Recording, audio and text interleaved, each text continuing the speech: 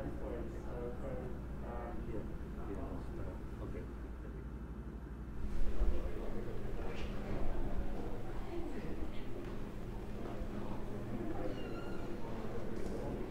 Dito po ba yung testing ng bagong telephone?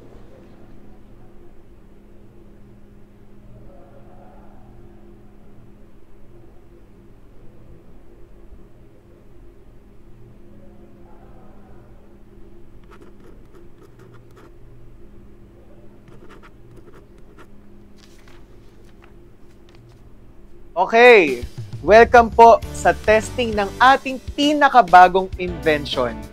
Ngayon po, nagkasagot kayo ng mga NDA dahil ang atin pong gagawin ngayon ay strictly secret po muna.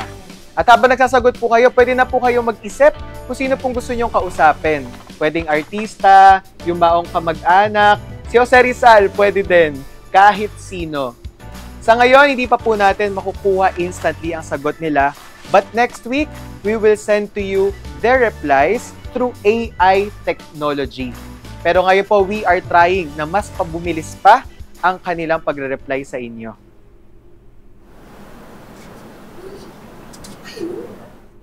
Too good to be true. Pero, grabe na kasi yung AI ngayon. Totoo. Iba na talaga ngayon. Sabagay.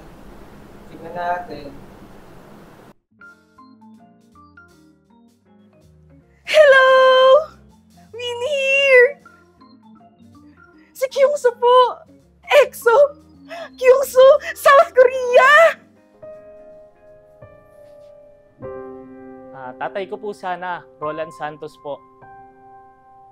Okay lang po ba kahit patay na po?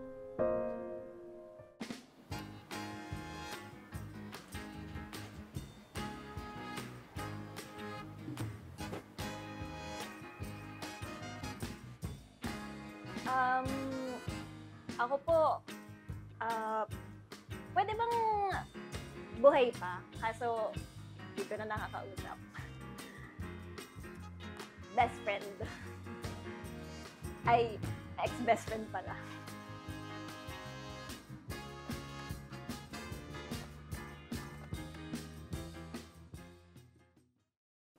Kyungso!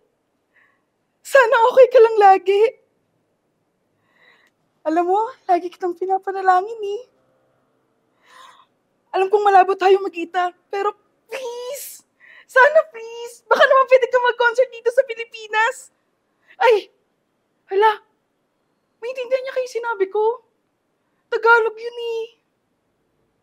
Tay, 3 na apo mo. Sana nakilala ka nila. Sobrang miss ka na namin, Tay. Okay lang ba kayo dyan ni Nanay? Sana okay na tayo. Please. Sana okay na tayo.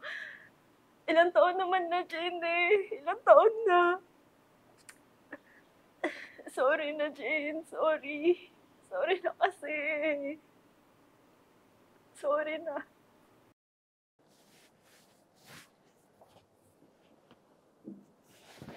Hello, Matthew po. Si Jesus po sana. Tama ba ako nang rinig? Si Jesus? Opo. Okay lang naman po, di ba? Madami akong tanong eh. Oo, pwede naman. Di ka sumasagot minsan, no?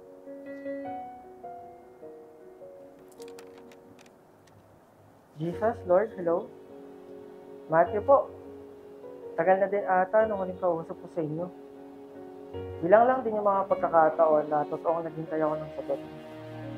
Noong umalis si nanay, habang natutulog kami, pag-isip ko wala na yung mga gamit niya. Yun yung una. Sabi ko, Lord, pahingi sagot eh. 27 na ako. Hindi ko pa rin alam bakit siya nang wala. Yung pangalawa, nag-board exam kami na kaibigan ko. Pasado ako. Siya hindi. Sabi ko, Lord, ipasa mo eh. Mabait yun eh. Siya lang inaasahan sa kanila. Parang hirap mo naman maabot. Ang dami-dami kong tanong. Ganito yung pakiramdam. Dahil taon lang, Walang sumasagot. Kahit sana lakas ng loob at kapahingahan, ibigay mo. Peace of mind lang sana. Alam ko, malakas ka eh. Sabi ni nanay, yun pala, iniwan ni nanay. Ayun lang. Sige Lord, next time na lang ulit kapag lumabas tong telepono. Okay na po yun. Cut! Okay everyone, laban na tayo. Thank you. If only we can talk to Jesus. Sana ganun ka din.